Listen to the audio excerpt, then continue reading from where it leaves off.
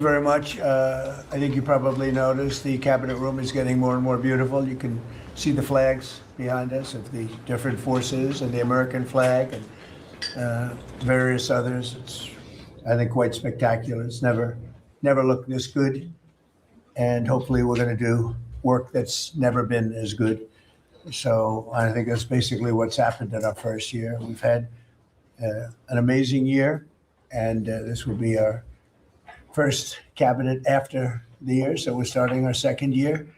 Tremendous progress has been made. I want to thank my entire cabinet for 12 months of unprecedented achievements. We really have. I mean, it's unprecedented. The numbers we've had on the economy and growth, you see them, and that's despite a Democrat shutdown. Without the shutdown, we would have picked up about a point and a half more than already high numbers, record-setting numbers. So this has been, I think, and a lot of people say it, the most successful year of any administration in American history. First year, there's never been a first year like this, including the fact that we extinguished 8 wars, and another one we think is coming. Steve Witkoff's working very hard, and Jared and everybody else, and I think it's coming. It was just announced that the murder rate in our country is the biggest drop ever recorded. It's at the lowest level in 125 years. First in recorded history, it's the lowest in at least 125 years. It's a wonderful thing. And that crime is way down. And one of the reasons is we've taken a lot of bad people and gotten them out of our country. In some cases, they're so bad that we put them in prison because we don't want them to even take a chance of coming back in, even though our border is very secure, record-setting secure. We had 0 illegal aliens being admitted into our country for the last 8 months. That's hard for even me to believe, but the people that make up the lists are supposedly nonpartisan, but I would say they lean toward the Democrat side. And if they say that, I'm all for it. As you know, we've had a situation take place with respect to Venezuela.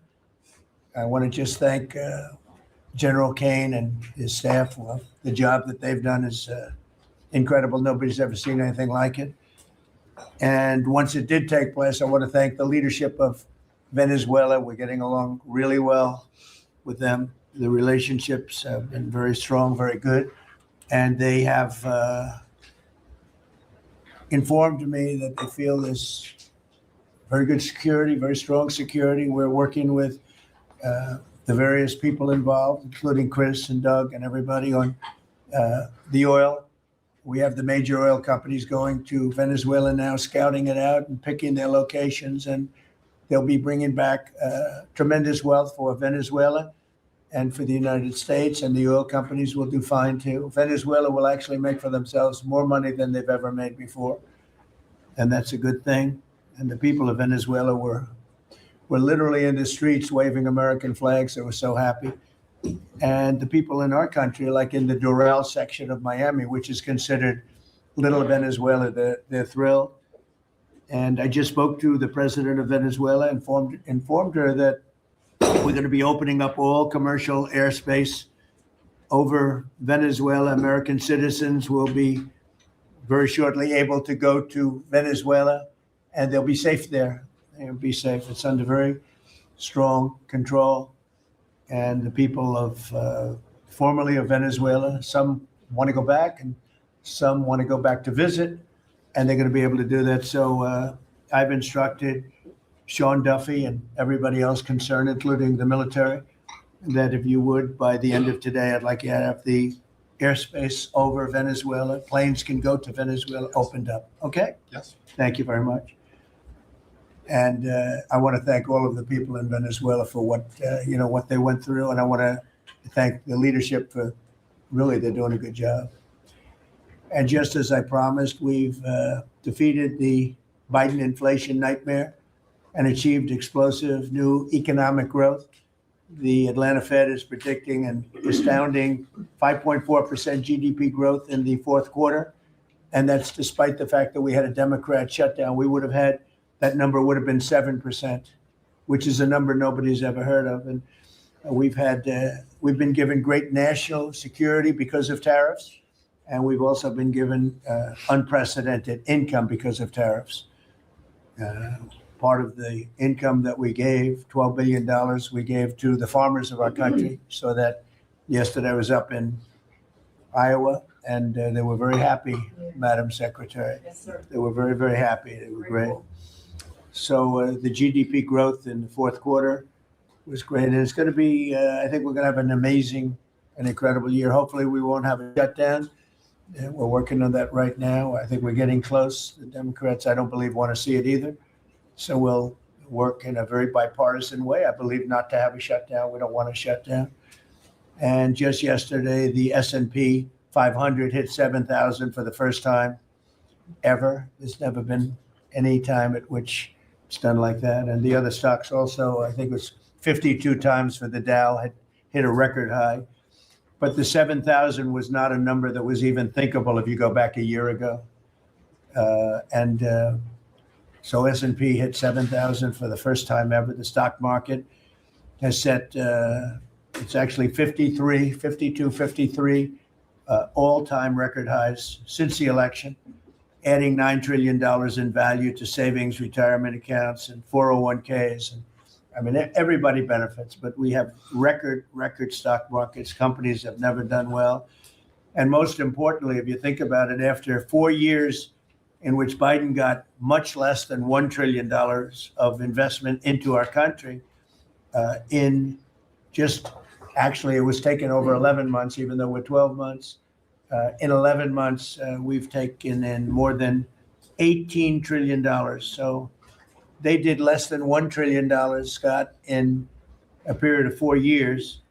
And we've done $18 trillion in less than 1 year. So there's never been anything like that. No other country has done those numbers, by the way, in history. 10 years ago, one country did $3 trillion.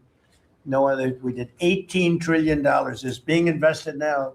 Thousands of businesses, plants, equipment all over the country are being built right now. And they're going to be opening pretty soon. And when they open, you'll see numbers like nobody's ever seen before. The economy is doing amazingly well. I wish the press would report it, but people are finding out. They're seeing it. It's coming. It's becoming pretty evident. It's hard to hide. Biden inflation, which is really stagflation, cost the typical family $34,000. Think of that, $34,000. But after 1 year, growth in real incomes is outpacing inflation by more than $3,000 under Trump. So one cost $34,000 and one made $3,000. That's a big swing. Gasoline has plunged to, think of this, over $4 a gallon, depending on where you are. In California, it's $7, $8 a gallon. While I was in Iowa, and they had $1.85, because I had it at $1.99 a gallon. And I was corrected by two farmers that said, I just bought my gasoline for $1.85. So, Chris, you have to be doing something right, you and Doug, right? But I don't want to give you too much confidence. You got to keep it going. We're drilling, I think I can say we're drilling more than at any time ever in the history. We're taking out more energy out of our land, but specifically, if you look at oil and gas, we've never been anywhere even close. Is that a correct statement? That is correct. All-time records. Yeah, great. It's a great job. Well, it's supply and demand. So that's going down rapidly. And, you know, when energy goes down, everything else goes down. They tried to do their thing. It was a disaster. Then they ran back very late to the Trump policy, but they didn't do the Trump policy. They cut leases. They did everything that they could do, but they lost it. And they were very high. And we're now less than $2 in many areas, $2.30 a gallon average. Grocery prices, airfares, hotels, car payments, and rent prices are coming down very fast. And you don't hear the word affordability issued by the Democrats anymore. Now they're going into other things because they're getting beaten badly on affordability. Remember that when I was elected, I came into office, I inherited a total mess, starting with eggs, which were 4 times higher than they were just a year before. And Brooke got them down very quickly before Easter. They said they wanted me to buy plastic eggs for the egg hunt, at the very famous egg hunt at the White House. Sir, would you buy plastic eggs? I would buy a lot of, like 100,000 eggs. I said, we're not going to buy plastic eggs. And by the time we had the egg hunt a few months later, we had the prices down pretty good. And now they're really low. Now they're at a very low level. So we really have, you don't hear the word affordability because we inherited very high prices and we inherited the highest inflation in 48 years. I say the history of our country. I think it sounds almost the same. Actually, I think 48 years sounds actually worse for some reason. So I'll go with the 40 because the press corrected me. I said history and they said, it's not history, it's 48 years. I said, I'll accept that. And we had the highest inflation in 48 years. We have now as you saw yesterday with the Fed, I'm not a fan of his. He said that inflation essentially is not a factor. It's really been pretty amazing. I just put out a statement about his statements. I won't repeat them here because they're too angry. And thanks to our tax cuts, millions of Americans will soon receive record-setting tax refunds. You're going to get a lot of tax refunds, with the average refund expected to be over $1,000 higher than it has been at any time. So we're going to be getting some pretty good refunds, a lot of people. If congressional Democrats had their way, Americans would right now be facing the largest tax hike ever. You know, their proposal was to raise taxes very substantially. And our proposal, which is in the great, big, beautiful New Deal, it's a New Deal in its own way. It's a Republican version of the New Deal. Right behind you is a nice picture of FDR. This is a much better deal than the FDR deal. But we have the great, big, beautiful bill, and it's given tremendous tax cuts and a lot of other things. People are now finding out how good it is, and it's just kicked in as of January 1st, by the way. So we're really starting to see it. Even though it's a month, we're really starting to see it. The U.S. economy would be cratering if they had won this election. Our country would be in very bad shape, would be maybe not much of a country anymore. I don't think it would be a country anymore. They were doing everything wrong, but they were going to give you the largest tax hike in history, and we're giving you the largest tax cut in history in the great, big, beautiful bill. In addition, I think it's very good. I think it's very important. You have no tax on overtime, no tax on tips, and no tax on Social Security, but you also have, you're getting this is the first time this ever happened. If you buy a car, you go out and borrow money, you get an interest deduction. You take the interest rate, the interest that you're paying on the loan, you're able to deduct it for income tax purposes. So that's a first ever. And I think it's going to be great for everybody, including the car companies. I was in Detroit 3 weeks ago. I went to the Ford factory, spoke to the General Motors people. It's all the same. They're doing better than they've ever done. The factory I went to was like a World War I, earlier than World War I factory, opened up, one of the oldest buildings, but one of the biggest. And Ford was getting ready to close it a couple of years ago. And then they saw that I was doing well and it looked like I would have a good chance of winning. And they kept it going, barely going. And last week they announced, during my visit, they announced that they're going to round the clock. On the round-the-clock production. They never thought it was. I said, did you ever think? I spoke with Bill Ford and the president of Ford. They were both there, and they said, we can't even believe it. We were going to close this building 2 years ago, and now it's going round the clock. He said, we cannot. I mean, they said, we wish it was twice the size, but they're now building additional plants in the United States, as is everybody else. You have AI building, but the car companies, I love the car companies, and you have them, they're all coming back. They're coming back from Mexico, they're coming back from Canada, they're coming back from Japan, and they're coming back from Germany, all over Europe. They're coming back, they're building here because they want to avoid the tariffs. They don't want to pay the 15%, in some cases 25% tariff. Could be a lot higher than that if it wasn't working. So because of that, they're all coming back. One statistic yesterday that Scott told me is that for the first time ever, tell them about the steel in Japan, that we are now making more steel. Go ahead, please. So yesterday they reported for the first time in 26 years, the United States of America produced more steel than Japan. And that is entirely driven by your tariffs. Amazing. Think of that.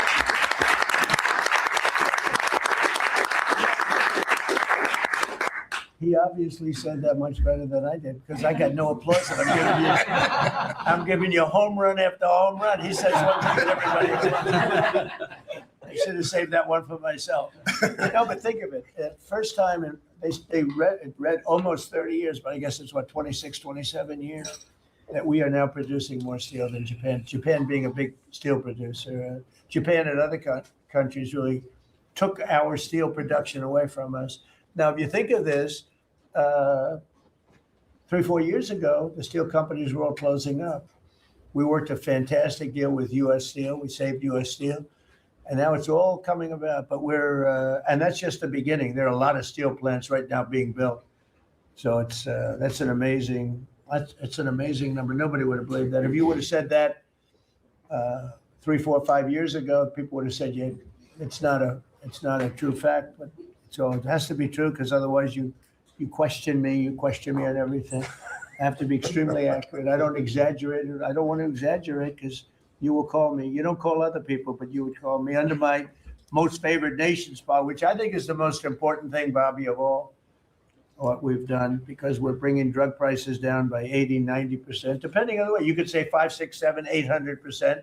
Depends on the way you want to calculate it, right? But let's go the old-fashioned way. But drug prices for prescription drugs will be down 80, 90%, 75%, 68%. They've only gone up for years and years and years. They've only gone up. And now we're going to have essentially the most favored nation. We're going to have the most favored price in the whole world. Whatever the lowest price in the world is, that's what we're going to pay. And I don't want to go into a big deal, but nobody else could have gotten this but this administration. I'm being very nice when I say that. The cost of prescription drugs is coming down by a number that was never even thought of. This will have a huge impact on healthcare, by the way, because obviously drugs are a big part of healthcare, and it will help repair some of the Unaffordable Care Act's damage that they've done, because the Unaffordable Care Act, which is Obamacare, it's unaffordable. It's not affordable, and it's a disaster. And hopefully we will be paying money directly to the people instead of giving the insurance companies the money. They'll go into a healthcare savings account or whatever it is. But think of it. We pay the money, billions and billions, really trillions of dollars going to insurance companies. We want that money to go to the people. They buy their own healthcare. And it's so popular. The problem we have is the Democrats are owned by the insurance companies. They're literally owned lock, stock, and barrel by the insurance companies. And they hate it. But the people love it, including all Democrats. So I think we'll perhaps be successful with it. But it was an idea I had. I read the papers, and I'm reading one of the stories about the insurance companies, how much money they're making, where they received, billions and billions of dollars for this stuff from the United States of America, and their stock has gone up by 1,400%. Think of it, 1,400. One went up 1,700%. Numbers went up. If you go up 1,000%, you're doing bad in that business, right? And it's all because of the money. Not all, but mostly because of the money the United States pays the insurance companies. They say, this is big stuff. And I asked somebody, why don't we just pay the people directly? And they said, that's a good idea. It's funny, it's a very complicated business, but actually it's not so complicated. And I went to Bobby and I went to Dr. Oz. I said, can I talk to you guys about this? Is this the kind of money the insurance companies get? Yes. Why don't we pay the people directly? And the primary answer was that the Democrats will never go along with it, but the people go along with it, because I put it out. It went viral. Susie, I went all over the place. It became the biggest story. I just said it. And so I think we have a great situation if we can do it. But if you think most favored nation policy for drugs will bring your drug prices down at levels. So now if they're selling a pill for $10 in London and $130 in New York, the London price will go up to $20 and we'll go down to $20. So we'll go from 130 down to 20. And by the way, tariffs did it again, because the drug company said, we'll do it begrudgingly, but they were okay. But we'll do it, but no nation's going to approve it, because even if you raise the price by, like on a pill, $10 to $20, you're doubling the price of their prescription drugs. I said, no, they'll do it. And when I got them on the phone, I said, if you don't do it, we're going to charge you very substantial tariffs, more money than that's going to cost you. And they said, we'll do it. And before, I don't know that any other president even tried to do it. We can't find it. But if they did try, they wouldn't have gotten through the companies. They wouldn't have gotten through the company, and then they wouldn't have gotten through the country. I spoke with Macron. He was the first one. He was not at that time wearing sunglasses. And he said, no, Donald, I will not do this. I will not.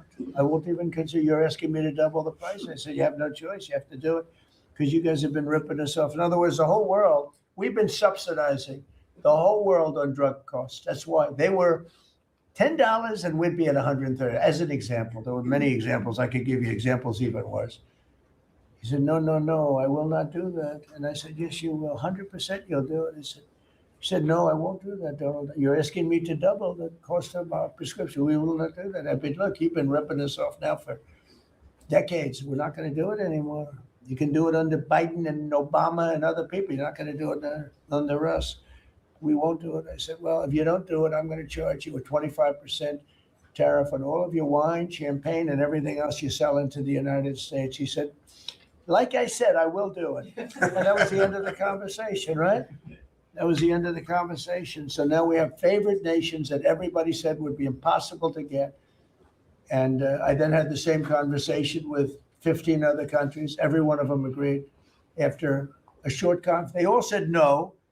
And then within a matter of seconds, they said, we would be very happy to do that. Thank you for asking in such a nice way.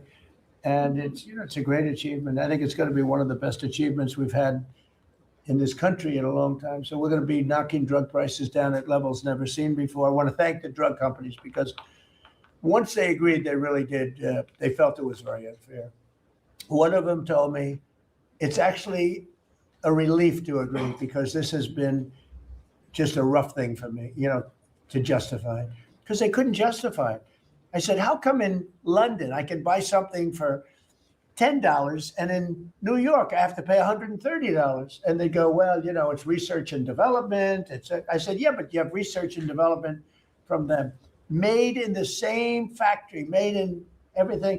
This is where my friend, who's very successful, I told you, a seriously overweight person, he takes the fat pill or the fat shot.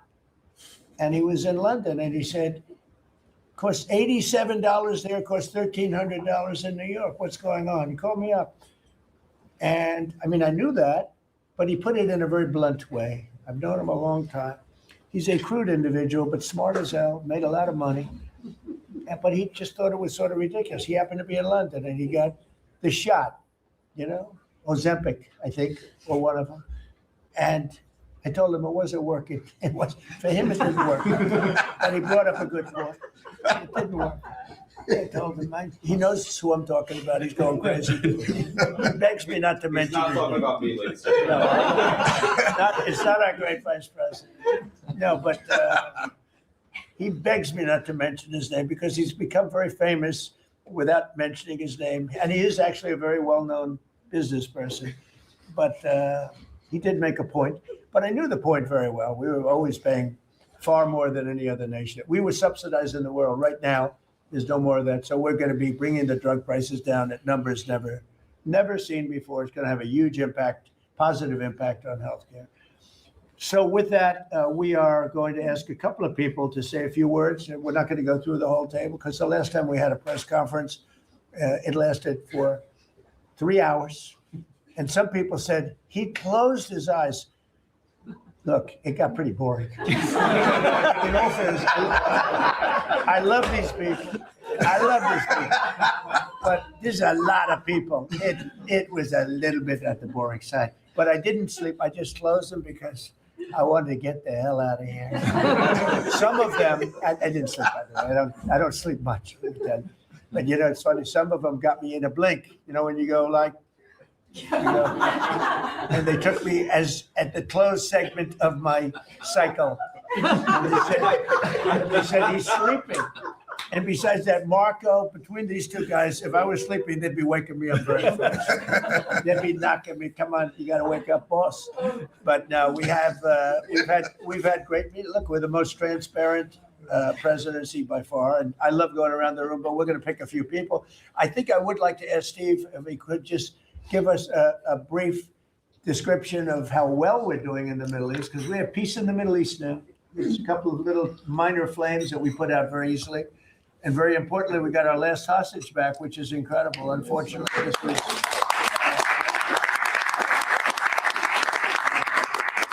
was something that nobody said could be done. And I will tell you, Hamas was a big factor in getting all of the hostages back. We were not happy with them, and they had to bring them back. And they found the dead hostages, the bodies of hostages. And those parents wanted their sons back, I think in all cases sons, but they wanted their sons and their family. They wanted their sons back as much as the people that had living hostages that we got them back to. So we got the 20, but remember, we got hundreds back previous to that. But I always said getting those last 20 back is going to be very tough. And we got them back, and we got all of the bodies back also, which to those parents was just as important as getting back the son that was living. Steve, could you give us a little description, please? Well, your policy of peace through strength, that's what delivered them home. Without that pressure, it never happens. We are in the second phase now. We've stood up for the first time, Mr. President, on your behalf, a technocratic, all Arab government. We've got the terrorists out of there, and they're going to demilitarize. They will, because they have no choice. So we expect that. Pardon me? And now we want to get Hamas no guns, right? Right, they're going to give it up. They're going to give up the AK-47s. A lot of people said they'll never disarm. Looks like they're going to disarm. And they did help us with those bodies, getting them back. Look, And that family is so grateful to you. They called, I spoke to them, Jared spoke to them.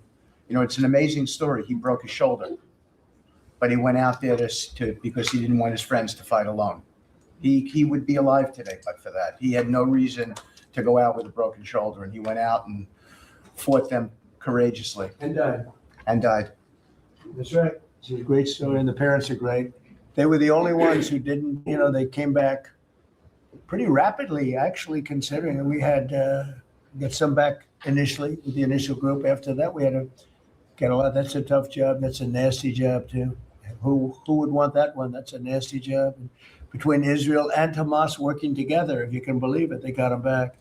And we got the last one back yesterday, and the parents are so happy. It's amazing, actually, how We sent a message to the parents on your behalf, as you suggested, and they were so grateful. I have a I guess note for you. grateful to me is a much better word, because it's hard to be happy, but they were actually. I mean, they couldn't believe that they had their baby boy. The mother said, my baby boy back. It's a very terrible thing. Steve, Russia, Ukraine, we've making a lot of progress. Could you explain that? The Ukrainians actually said that we've made more progress since Geneva than they've seen in the last 4 years of that conflict. So we had 5 Russian generals last Sunday in Abu Dhabi with Jared and Dan Driscoll, and we think we made a lot of progress. The talks will continue in about a week, but lots of good things happening between the counterparties discussing the land deal. And we have a security protocol agreement that's largely finished, a prosperity agreement that's largely finished. And I think the people of Ukraine are now hopeful and expectant that we're going to deliver a peace deal sometime soon. And because of the cold, extreme cold, they have the same that we do.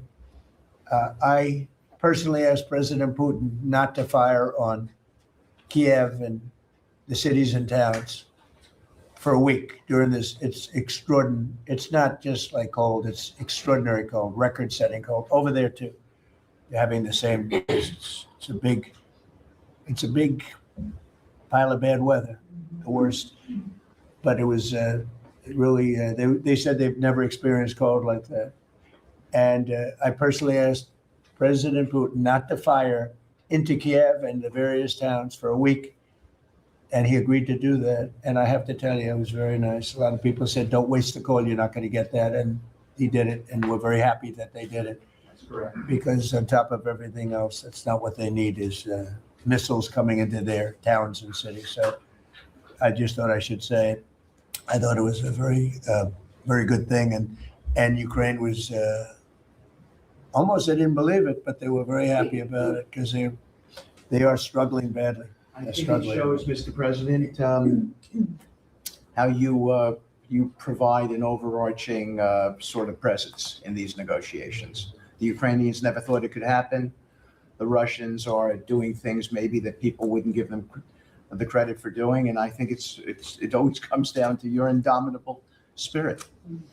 Well, it was a good thing. If you think it's cold over here, they say in Ukraine you can add another 20% to it. It was very cold place anyway, but this was, they see numbers that were they'd never seen numbers like that, cold numbers like that.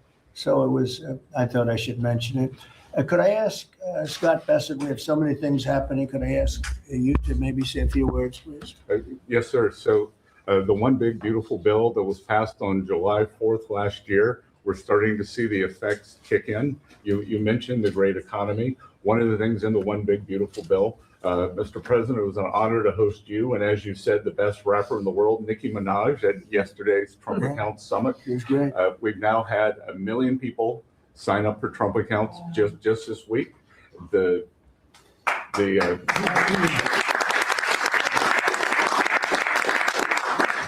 think there'll be 25 million families who are eligible. The segment that you and she did has 1 billion hits.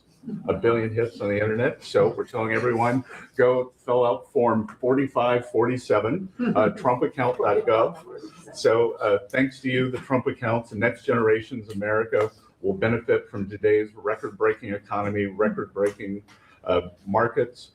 Sir, when we came in, the Biden administration had destroyed the American people with the 3 I's: immigration, inflation, and interest rates. Immigration, check, you close the border. The inflation, as we've heard, back down to target. Prices are coming down, and interest rates, we hope there's more on the way. We've got gains in wages, low prices, and I think 2026 is going to be the year for the Trump boom. It's going to be a supply side boom. I enjoyed the trip out to Iowa. In the diner, the staff there was thanking you for the no tax on tips, and they're expecting big refunds.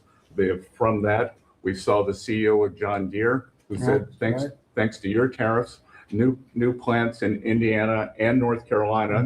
Two massive plants being built by John Deere. And he's the chairman and CEO, a wonderful guy. And I said he was at the event we had in Iowa, which is appropriate, John Deere, Iowa. But I said to him, so what are you doing? He said, we just announced 2 massive plants. In fact, they're going to have 1 plant for excavators. And he said, there hasn't been an excavator built in this country in 50 years or something. He said, they're taking it out of Japan and they're moving it into the United States. 2 very big plants. And I said, so why are you doing it? He said, because of you and because of tariffs. I said, if we didn't have tariffs, would you be doing it? He said, absolutely not. So it's very important. And I hope we're going to be successful with the Supreme Court case because we're waiting and we're taking in hundreds of billions of dollars and we don't want to give it back, number one. And number two, and the people that are fighting us on that case, by the way, are China-centric. These are people that are China, but they're also outside of the United States. These are countries that have ripped us off for years and years, charging us tariffs. And now we're doing an amazing job and we're getting it back. We're getting it all back and then some. And they're the ones that are leading that lawsuit that we have in front of the United States Supreme Court. So it's a very important lawsuit for our country. And hopefully it's going to work out. We're waiting a long time, but hopefully it's going to work out. We've taken in hundreds of billions, even trillions of dollars. And certainly we've taken in trillions of dollars of, a big part of that $18 trillion that's coming in is because of tariffs that are coming in. They're building because they don't want to pay the tariff. And The tariffs are very, steep. They could be much steeper. You probably saw I put out a truth today, and the tariffs could be much steeper. We've been actually very nice about it. But even being nice about it, we've taken in hundreds of billions of dollars. And honestly, they've given us tremendous national security. The power that we have because of that. They have given us tremendous strength and national security. Go ahead, Scott. And- Yes, sir. And the IEPA power you used on the tariffs, as you said, we're bringing in tens of trillions of investments. The tens of trillions of investments turns into factories construction, Right. which turns into factory jobs, which turns into consumer spending. You've right-sized the government. So government employment is down. Private sector is up. Growth was a stunning 4.7, 4.8% in the past 2 quarters. Biggest back-to-back gains in a decade. And we are doing that with government finances improving. So that will bring down the borrowing costs, the calendar year budget for 2024, 7% deficit to GDP, highest when we weren't at war, not in a recession, all the way down to 5.4% and getting better. Biggest decline since 2014. Generational gains in productivity, soaring productivity. We're going to lift workers' pay, record high prices, record high profits, and stock prices are soaring. You got a manufacturing renaissance, and all the key inflation metrics are trending lower. Over the past 3 months, the consumer price index is just 2.1, and core prices are even lower at 1.6. And I think that could trend below 1, given energy, as you talked about, the pharmaceutical discounts and rents. So we're expecting a great year in 2026, Mr. President. And we're going to be announcing next week, I think sometime, Scott and Howard and everybody, we're going to be announcing the head of the Fed, who that will be. And it'll be a person that will, I think, do a good job. We're paying far too much interest in the Fed. The Fed rate's too high, unacceptably high. We should have the lowest. And I think you read my statement today. I put out a statement before the meeting, but we should have the lowest interest rate anywhere in the world, because a lot of these countries are successful only because of us, because we allow them to have surpluses. And without surpluses, some of the countries that you most respect financially, that you say, oh, this one, that one, this one, that one, they're successful because we allow them to have surpluses. And we could easily stop that with the powers that we have, but we don't. We took some of it, but we took really just a small portion of it compared to what we could take if we wanted to. We should have the lowest interest rate anywhere in the world. They should be 2 points and even 3 points lower. And if it was, each point is the equivalent of, I would say, $500 billion. So if you got 2 points low, you have $1 trillion in saving. And it's almost, if you call it just a paper expense, you can do it with a pencil. It's not cutting. It's not saying we have to get rid of jobs, or it's just like literally so easy to do. But we have a guy that doesn't want to do it because he's, I think he's politically biased. I really do. I believe he's politically biased, because most smart people say it's not even a question. But despite that, we were able to bust through. It's like busting through a wall. We were able to bust through a wall, and we have the kind of numbers that Scott and Howard with the steel and other things talk about. What would you say, Howard, in terms of how we're doing, generally speaking? Great businessman, very successful guy. He's doing a really good job. What would you say? Well, no one, before you walked in the door, no one thought our economy could grow 2%. Fourth quarter, with the shutdown, 5.5%. And that means the first quarter, you could see the United States of America, with its $30 trillion economy, grow in the 6% range. And no one thought that was possible. That's how you get jobs. That's how you get money down. That's how you fix the deficit. You are fixing everything with your policies. You have changed America and created the golden age. Thank you. And with the help of the Fed, because we really, we want help, not hindrance. Why would the Fed hinder? But with the help of the Fed, with the right choice, if we make the right choice, a lot of times you make a choice, you think it's good, and it turns out to be not good. But with the help of the Fed, we could hit numbers that have never been hit before. We could hit 8, 9, 10. There's no reason why not. And, I talk about, if you go back 20 years, 25 years, I'm old enough to remember, when we had good news, when you announced good news, the stock market went up. You announce anything good, the stock market went up. You announce bad, the stock market went, and that's the way it should be.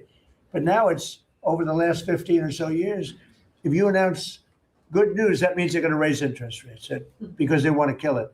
So you can never really be that successful because you announce all record numbers, great, because they're afraid of inflation. But growth doesn't have to have any impact on inflation. It can make inflation go down in many cases. So, and you've seen that with us. I mean, we're growing at a much faster rate than anybody thought was possible. We have very controllable inflation. With Biden, we were getting killed, and we had the worst inflation in 48 years in history, in the history of our country. And that's with going down. So growth is a great thing. It doesn't mean inflation. And I want to go back to a system where when we announce good news, they say, that's great. We can lower interest rates instead of raise interest rates. And by the way, if inflation comes, we'll take care of it when it comes. But, you know, they're trying to guess it, and they're trying to get it 10 years before in advance. And, you know, we want to make this country greater than ever before. And I think we're doing that. But we want to make it that when we announce great news, everything goes up. If we announce bad news, that happens too. We bring it down and we control and we do what we have to do. But we can have numbers in the upside like nobody's ever seen before. I want to ask Bobby to say a few words, if he would, about some of the incredible things that we've been doing in your department with Oz and everybody else. Mr. President, we're in the process of implementing your great healthcare bill, which is going to increase affordability, drive down costs, and increase the quality of healthcare for every American. You mentioned MFN, Most Favored Nation. We now have agreements with 16 of the 17 drug companies. And you asked us to do something, you know, Clinton had promised to do this, Biden had promised to do this, Obama, Bush had all promised to do it. None of them succeeded. It was regarded as impossible, and you made it 10 times harder. As you said, not only do I want MFN, but I want them to all reshore their production to this country. And they don't have any money to do it because we've taken it all from them. And I want to make sure we continue to lead the world in innovation. We succeeded in all of those goals. And the proof that we did that is after we signed those agreements, the stock prices for those companies went up $1.3 trillion. Amazing. And they are reshoring. Eli Lilly is building 6 new plants, including an API plant. So the next time that we have a pandemic in this country, we're not going to be stuck buying API from China, who cuts us off. We're going to be able to make it right here. Novo Nordisk is building 4 new plants, and we are going to be releasing Trump RX so that every American can get the lowest prices in the developed world. In some cases, they're going to be lower than the lowest prices in the developed world. And that's going to be happening sometime probably in the next 10 days. So we're doing rural health care. We sent out $10 billion last week. The states have that money. They're going to be giving it to rural hospitals sometimes in the next 2 weeks. And we're going to revolutionize rural health care in this country. You are raising the influx of federal dollars to rural health care by 30% over the next 5 years. So 30% every year, more dollars, federal dollars, are going to be flowing to them. It's going to allow them to rebuild their decaying infrastructure, to retain providers, and also to revolutionize the use of AI and other technologies, which is going to dramatically lower the prices for rural Americans and raise the quality of their health care. Brooke and I released the dietary guidelines, which have been received incredible acclamation from both sides of the aisle. We are going to change the food culture in this country. Brooke gives away $405 million a day to buy food for Americans in the WIC program, the Head Start program, SNAP, school lunches, the VA, and the military. They're now going to be getting real food for the first time.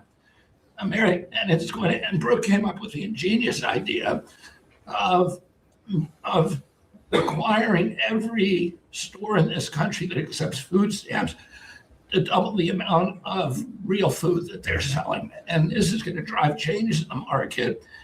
And it's going to lower the cost of meats, of proteins, of whole grains, of fruits and vegetables so that every American will have in their reach an affordable meal that actually is real food. 70% of American kids now are, 70% of the diet of American kids is now ultra processed foods. That's why we're spending $5 trillion in treating chronic disease in this country every year. We are attacking fraud. We have Oz finding hundreds of billions of dollars in Medicaid, Medicare fraud in states like Minnesota and California, and we are clawing back that money. We also accomplished something that every American has promised, which is prior authorization. Now we have 80% of the insurance industry that has agreed to eliminate prior authorization in almost all of their procedures. So that this is going to dramatically change the experience of every American with the healthcare system. When you go to your doctor, your point of care, before you leave that office, you will know whether the insurance company is going to pay for the procedure or not. And that is going to, as I said, change the experience. We're also doing price transparency, which you asked during your first term. It never got implemented because the Biden administration never enforced it. We brought more enforcement actions against hospitals than in this 1 year, and the Biden administration brought in 4 years, and we're doing a crackdown so that every American, when you go to a restaurant, you look at the prices before you buy the meal. You ought to be able to do that when you go to a hospital, and by the time that we leave office, every American is going to have that guarantee. We're doing a lot of other stuff, but we were told to keep it short. You so- are. And the autism that's moving along really is trying to We're figure that out. we've commissioned now dozens of studies, maybe over 100, and we are going to get those done for you. Good. That's so important. Also, Eli Lilly, Merck, Pfizer, every drug company, they're spending trillions of dollars right now, as we speak, building plants in the United States because they want to be able to save a lot of money on tariffs. It'll be hundreds of percent, 100%, 200%, 300% in 2 or 3 years from now. So I said, you better have your plant built because in 2 years from now, before I leave office, it'll be a sad day, very sad day for me. But before I leave, every one of these plants better be built because you're going to be paying 300% tariffs. And they're all building their little hearts out. I spoke with the head of Eli Lilly, who's a fantastic guy, a star, actually. He's a star, very smart. And he told me he's building 6 plants in the United States, big ones, and locations that I know very well, but all over the country. Merck is building, and Pfizer's building, and every one of them's building, and foreign companies are building. So it's an amazing thing that's happening, and you're doing a fantastic job. I read an article today where they think Bobby is going to be really great for the Republican Party in the midterms. So I have to be very careful that Bobby likes us. But we're letting you do your job, right? Thank you, Mr. Yes, President. thank you, Ray. You're doing a great job. You and Oz and the whole group, they're doing that. I'll add this, and Marty McCary has done an incredible job at FDA. That's true. Last month, we approved more gene and cell therapies than any time in history. And we're making this a safe and productive and encouraging ecosystem for biotech so that China does not steal that industry from us. Fantastic. I'm going to ask Scott Turner to speak really quickly about housing because, in my opinion, I have very strong opinions on housing. That's what I did for a long time. I did good with it. But, we got to get interest rates down even lower. They are now pretty low, but we got to get them lower. And I'm a big factor. To me, the biggest factor is interest rates for housing. Only in that, you have a lot of people that have become wealthy in the last year because their house value has gone up. And, when you get the housing, when you make it too easy and too cheap to buy houses, those values come down. I don't want those values to come down. We have millions of people that own houses, and for the first time in their life, they're wealthy because the house is worth $500,000 or $600,000 or more or less, but more money than it's ever been worth before.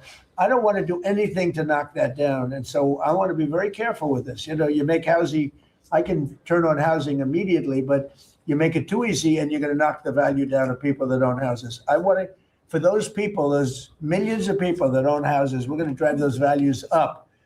But we're also going to try making it easier for people to buy. The best thing that can happen for both groups of people is lower interest rates. And those interest rates are coming down. And with a proper, intelligent person at the Fed, that person will be able to work with us to get interest rates down. That covers all of the sins. It covers everything. Lower interest rates keeps the values up for the people that have housing and lets other people buy housing. And Scott, if you could just expand quickly on that. Yes, sir.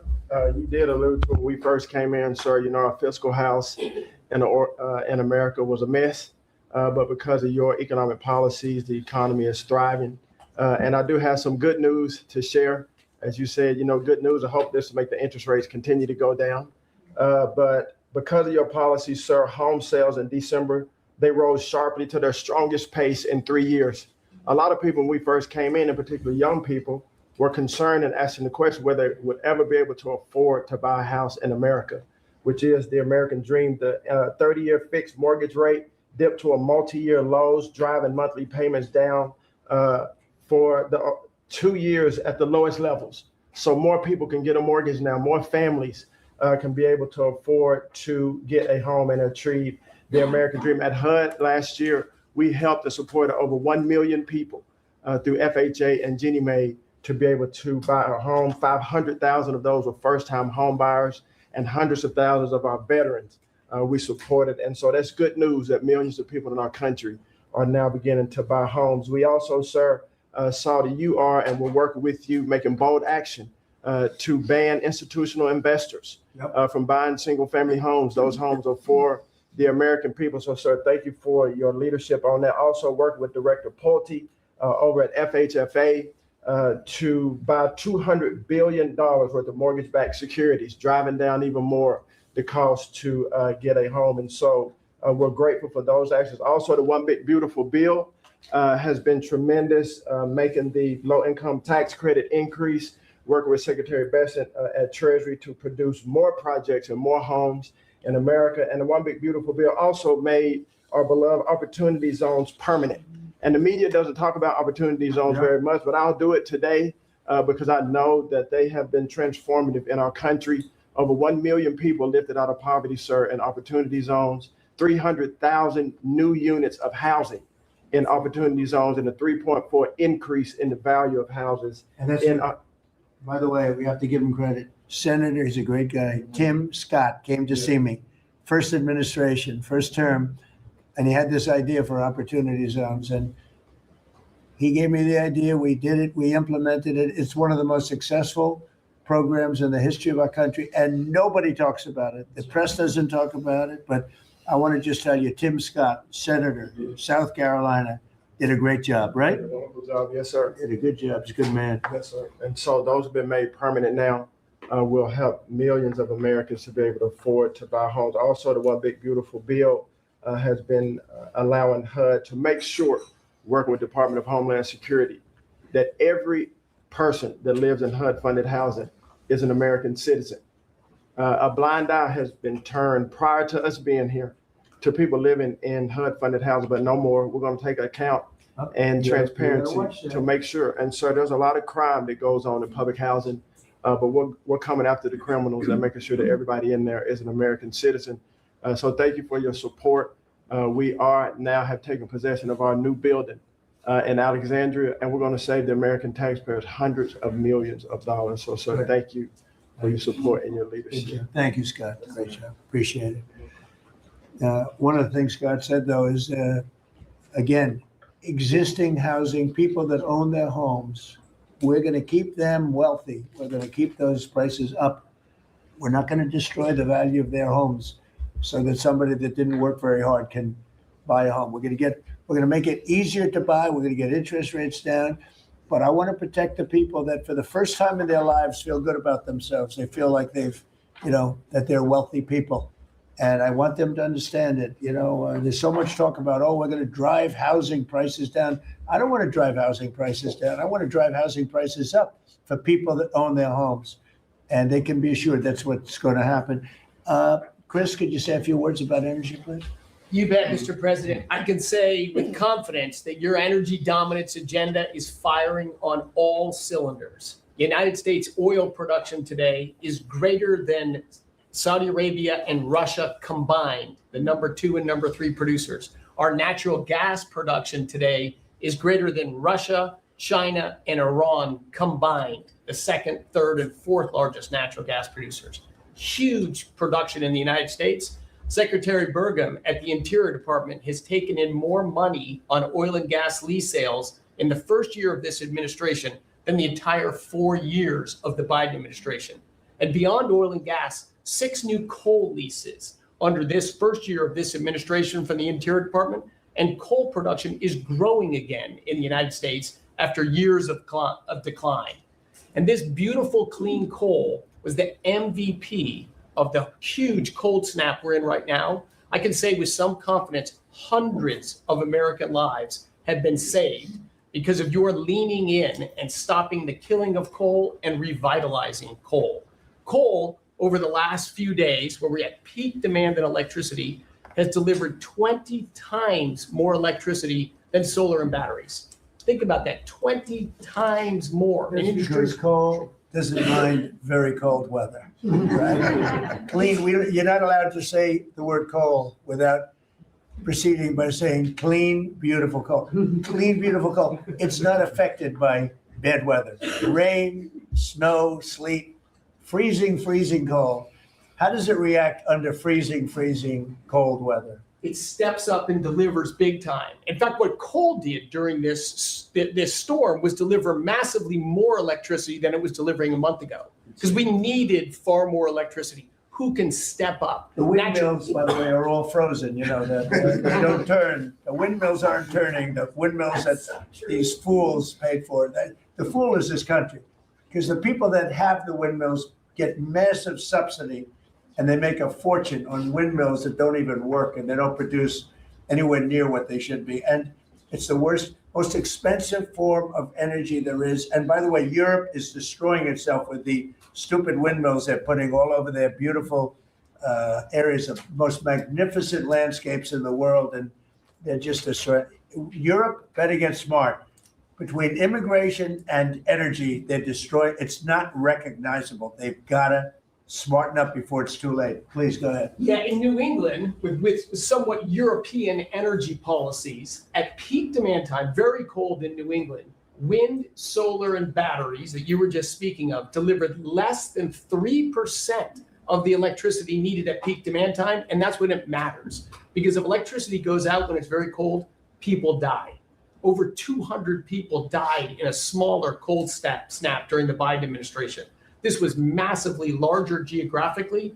We've had no failure of the electricity grid, no failure of long distance transmission lines. Local distribution lines have iced up and come down, and we have people from all over the country working to get those back up because people need their lights back on.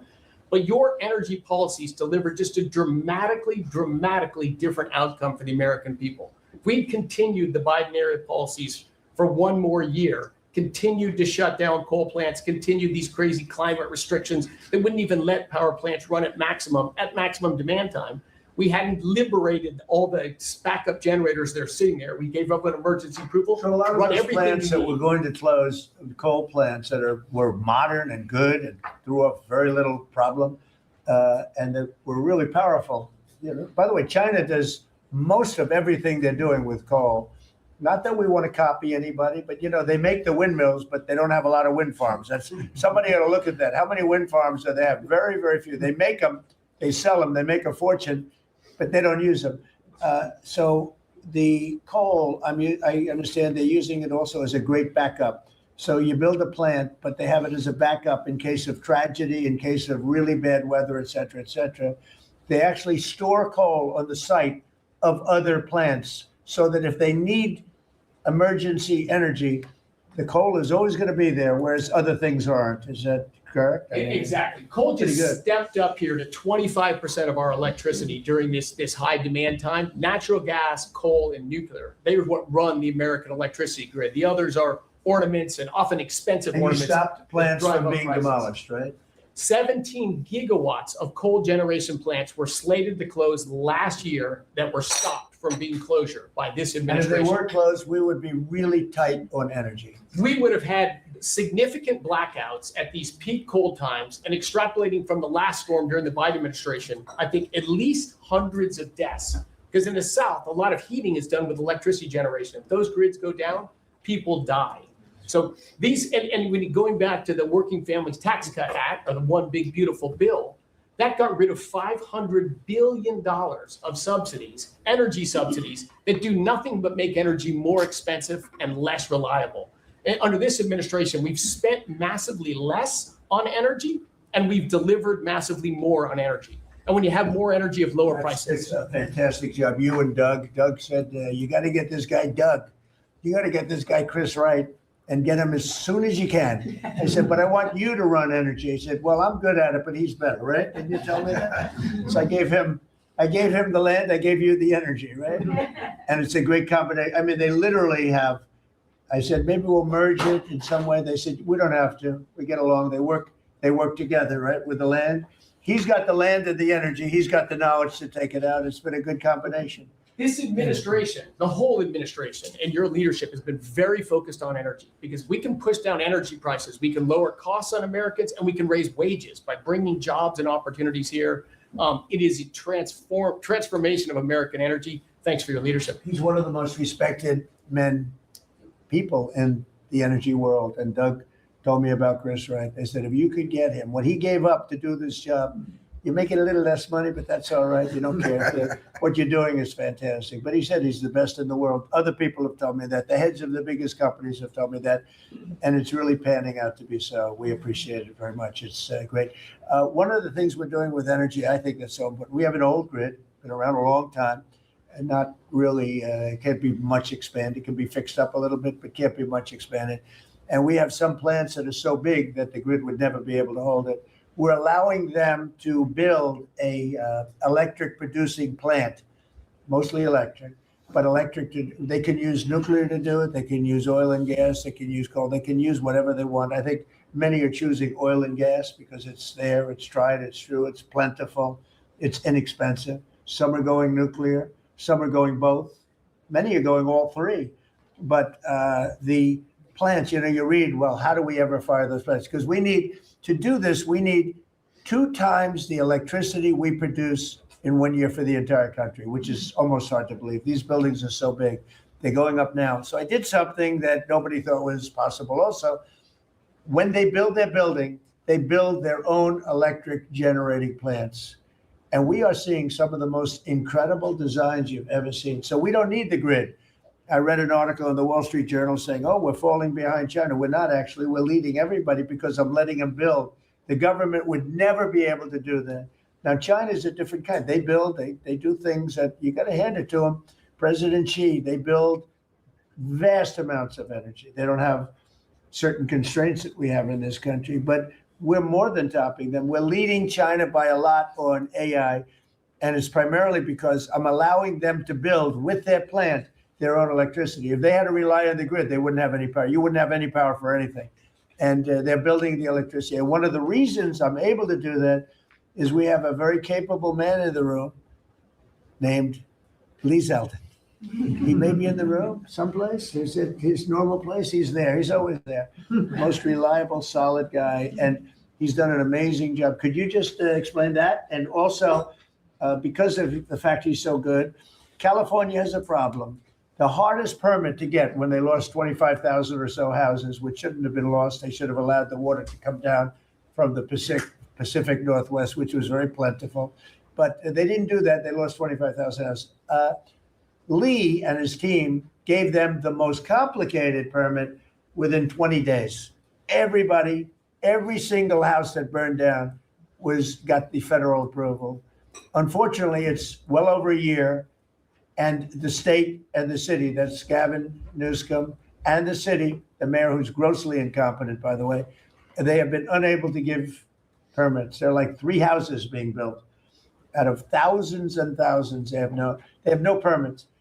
So I read about a week ago that it's possible, because of what's happened, whether you declare national emergency or something. These people are they're dying to build their house. They want to do something that I could put somebody in charge from the federal government. Congratulations, Lee. And I'm putting Lee Zeldin in charge of getting them their permits, city, federal. You have the federal, you need the city and state. And I hear you have great powers over them that we want, and we're going to give you that power. We've already given you that power. So Lee Zeldin is going to work with the thousands of people that are dying to build their house. And I also recommend one other thing. Give them the house plus a 10% bonus. In other words, you get a bonus, you can build your house 10% larger. They've suffered so greatly. They've waited so long, and they should be given a bonus. So I think, and I've heard this has been done before, they get a 10% bonus. They can build a house that's a little bit larger than what they had before. And I'd like to have you take it over. Mr. President, your great Secretary of State was looking for another job. I was thinking about him, but he's pretty well booked. I watched you guys. He did a great job yesterday, but he's a little booked up. Let's go, Lee. Talk. No more ideas like that, Lee. When President Trump came into office, he immediately signed an executive order giving EPA 30 days to complete our Phase 1 hazardous material removal, so that the Army Corps could come in and complete their Phase 2 debris removal. So at first, the response was that was going to be impossible. Good luck trying to get it done maybe by the summer. But we figured it out because operating at Trump speed, the president was just sworn in. We had to get it done, and we got it done in less than 30 days. The Army Corps then came in and completed the debris removal. So the federal government, while the governor has tried to accuse this president of not focusing with a laser on putting all of the weight of the federal government to getting this done. It happened from the moment he was sworn into office. SBA came in. I think it was about half of the disaster loan money, billions of dollars from last year went towards these residents and businesses. So the full weight of this government. But right after I was sworn in, which was actually a year ago today, my first trip was to East Palestine because the vice president never forgets his home state. The second trip was going to Los Angeles. There were people with contractors all over Palisades and Eaton ready to rebuild right then and there. You're talking about a year ago. And now the frustration, the passion that we all hear from all of these Los Angeles residents. And President Trump, he's made it clear to us that he's heard enough. And the message should be heard loud and clear to that local leadership. They should be motivated listening to this right now. And when this cabinet meeting is over, if it hasn't been done already, is that they need to go into the office where these permits are just laying around, flip over tables if you have to, fire people if you have to, and get all of these approvals done so that people can rebuild their lives. It's been a year, and this president's had enough. So whatever you can do, that's going to be very important. And it's so sad. Those people, we were there a few days after the fire. You were there with me. We were walking down the streets. The people are devastated. The love that they had for that property was everybody was going to rebuild, and they thought they could do it immediately. They should have. We gave it to them so quickly, but they can't get their permits. They still can't build, and they're losing spirit too. I mean, a lot of people are losing spirit. And the other thing I'd like to talk to you about and other people about that happen to be sitting around the table. They want to build a low-income housing project right in the middle of everything in Palisades. And I'm not going to allow it to happen, okay? I mean, maybe it's politically correct, maybe it's not. I'm not going to let these people destroy the value of their houses. I built a lot of low-income housing. I made a lot of money building low-income housing. I know more about it than anybody. We're not going to allow this guy to build a low-income housing project on top of everything else in the middle of that mess that was created by the fact that they didn't allow water to come down from the Pacific Northwest, okay? And I'd like you to have that stopped immediately. No financing. That might be you, Scott, because they'll come to you for financing. It's never going to be approved. You would never approve. Scott thought it was a horrible thing. So there's going to be no financing for low-income housing. Let the people build their houses, and as fast as you can, help them, help the mayor and help the governor get their permitting done, okay? Yes, sir. Okay, thank you very much. Kelly, I think you were just alluded to, Are you helping some of the people out there with loans? Yes, Mr. President, thanks to your leadership, you also helped put the fires out. Your executive order got water to the scene in your earliest days of your presidency. So you've been there from day one. We've been out there twice now. There have been no changes until your executive order this week that is allowing that permitting to happen quickly. We have 16,000 structures burned. We have put loans out on 12,000 of them for $3.2 billion. More than half of all the disaster money delivered in America went to that area. Now, because of the abject leadership, the failures of Gavin Newsom, they have not been able to rebuild. Because of your leadership, they're going to be able to rebuild. But that's not all you've And they'll done. take the credit for it. Watch, it'll start and they'll take the credit. Look at the great job we did. They would never, it wouldn't get built in 20 years. And it will be destroyed by building low-income housing next to luxury housing. History says that doesn't work too well. Go ahead. We're going to make sure that doesn't happen, Mr. President. Please. But under your leadership, you've ended at least 8 wars, okay? But probably the most important and underreported war that this president ended was Joe Biden and the Democrats' war on Main Street and hardworking families. We've seen it as I've gone across the country this month, 10 different states, and we saw it when we were together in Iowa. Hardworking families, farmers, small businesses expressing gratitude, lined up to thank you. I was out with our great vice president last week in Toledo, Ohio. They are thanking this administration for getting Main Street back. The Trump tax cuts, the tariffs, deregulation, it's all rocket fuel for hardworking families in Main Streets. And I see it whether it's talking about small business expensing 100% accelerated for Made in America factories, the 20% pass-through, but it's also working families where they have expanded child tax credits, increased standard deductions, permanent low-income tax rates, health savings accounts, Trump accounts. This president is delivering for Main Street. It's the most underreported story in this country. And I see it in Main Street businesses. All-time small business confidence hit a record under this president last year after the Trump tax cuts. All-time small business formation now at 36 million small businesses and a record $100 billion out from SBA because a record number of people want to invest in this country and hire. And whether I've talked to manufacturers about tariffs, they know that this president is bringing manufacturing back, just like Prince Manufacturing in Macon, Georgia. 500 employees machining parts for our defense, our agriculture, our automotive, our aerospace industry. They're going to hire 500 more people this year because of tariffs, because of the Trump tax cuts, and because of SBA lending. And I see this state after state as I've gone across the country, talked to hundreds of business owners, walked dozens of factory floors. This is not being covered, but it's going on in America. The number one problem is they need skilled workers. This is something I'm working on with Secretary Chavez-Reimer. I'm working across the administration to ensure that we empower our small businesses. 98% of our manufacturers meet the small business definition. So Ford has 5,000 small manufacturing suppliers. The $18 trillion you brought in is creating an economic boom like none we've ever seen before. We are going to have 7% GDP growth. GDP now is probably underestimating where it is in 4Q, but It with is. interest rates going down, with regulation going down, these are all taxes on small businesses, and those are going away. And thanks to President Trump, your leadership, we are seeing Main Street boom. Hardworking families have $1,000 already in their pockets, and when they get their $1,000 refund tax, I hope they all remember that every Democrat voted against them getting their tax refunds, because this is what our administration is doing, is powering your incredible economic agenda forward on Main Street. Thank you very much. Great job. I do want to say that on my left, I have a man who's doing a fantastic job, and on my right also, by the way. But we're spending a tremendous amount of time and effort on building our military. We largely rebuilt the military during my first term, fortunately, and we're greatly enhancing it now. We're going to be doing something new. We're bringing back the battleship, and I thought, like you remember the battleships for the great Iowa, and Alabama, Missouri, those unbelievable scenes that you see, Victory at Sea.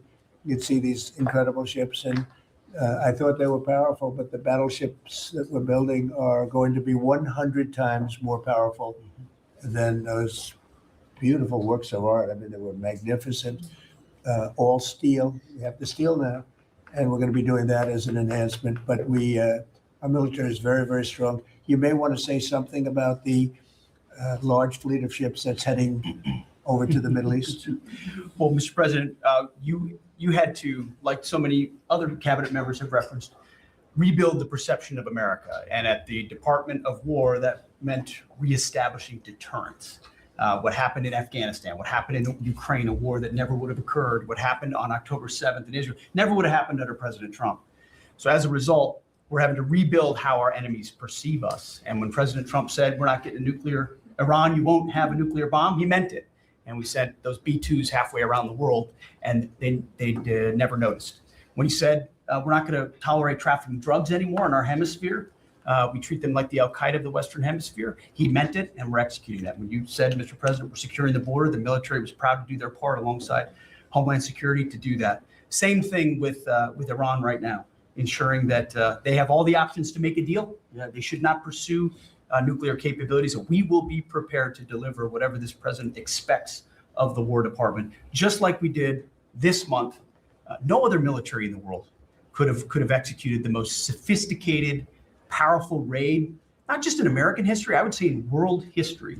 What those men did going downtown, another country, the most secure place in the most secure base in the middle of the night without anybody knowing until those simultaneous bombs dropped 3 minutes before the helicopters dropped. No other country could coordinate that. No other president would have been willing to empower those warriors that way to be that effective. And that sends a message to every capital around the world that when President Trump speaks, he means business, and we are reestablishing deterrence at the War Department. Mr. President. Thank you. Great job you're doing. Just to finish up on that, the Somalian pirates over the years have pirated, stolen many ships. They would get large amounts of money for the ship. You know, you have $1 billion ship, and the insurance companies didn't want to fight because, you know, some of those ships are very flammable. They're carrying millions of barrels of oil, very flammable, very dangerous situation if they're shot at. So they wouldn't fight. We notified them a number of months ago. Anybody that does that gets the same treatment as a drug dealer sending their drugs in from Venezuela or anybody else. As you know, it's 97% down by water. So the drugs coming in by sea or by water is down 97%. Now we're also starting, that was the more difficult route. Now we're starting to do that by land also. It will be, you'll see that happen as they come in and kill our people with drugs. I think the real number is 300,000 people a year, not 100, but whatever it is, it's a lot of people, hundreds of thousands of people. They're going to get hit.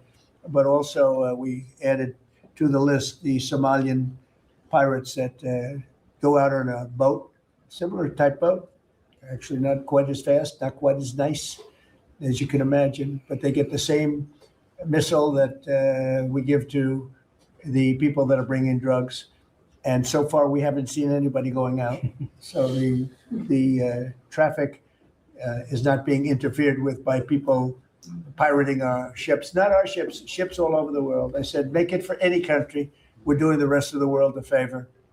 And it's a very effective favor, but we see very little pirating nowadays. You used to have ships being taken every single, like 2 or 3 a week, these massive ships that be brought in to some place in Somalia, which I don't even know is it a country. We have Ilhan Omar left, and then she gives us lectures on the Constitution of the United States.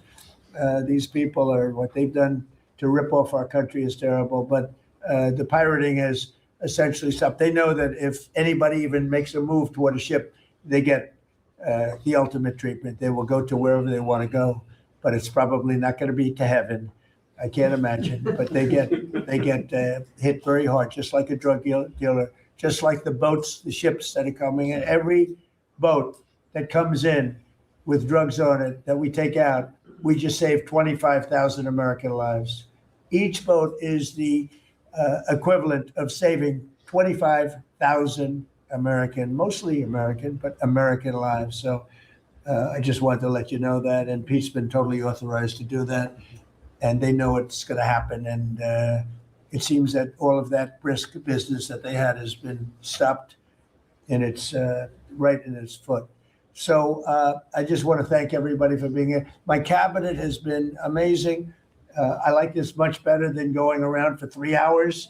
We'll pick on other ones. Pam, you're doing great. We're all doing great. JD, if you'd like to say something, you can. Would you like to really quickly? He is, after all, the Vice President of the United States. It's okay, sir. I'm here for the free coffee. I just say it's an honor to serve with this group, and we're doing a lot of good for the American people. We're very proud of it. Yeah, we're very proud of the country. We're very proud of you. Thank you very much, everybody. Thank you. Thank you. Let's go.